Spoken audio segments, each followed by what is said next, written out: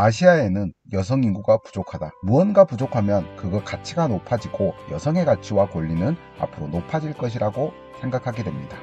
우리 역사에서도 고려시대 여성은 재산균등 상속, 제사도 구분 없이 돌아가며 지내게 되고 평등한 생활을 하게 됩니다. 유럽에서는 여성이 기업을 경영하거나 도시를 운영하는 등 아주 강력한 지위에 오를 수 있었습니다. 당시 유럽에서 여성의 수가 부족한 것이 영향을 미쳤을 것입니다.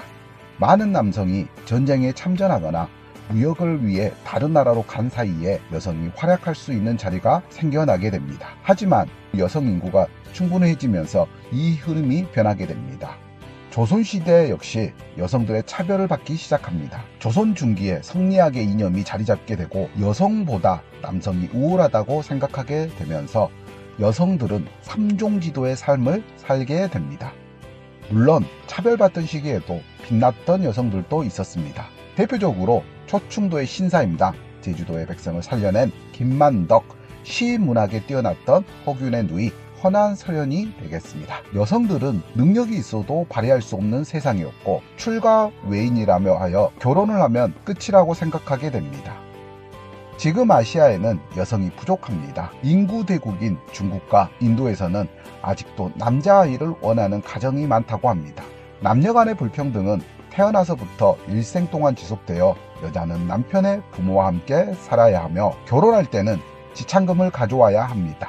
성비 불균형으로 인해 결국 남자들은 필사적으로 아내가 되어줄 여성을 찾게 되고 결국 결혼 상대를 찾지 못하는 남성이 필사적으로 아내가 되어줄 여성을 찾게 된다.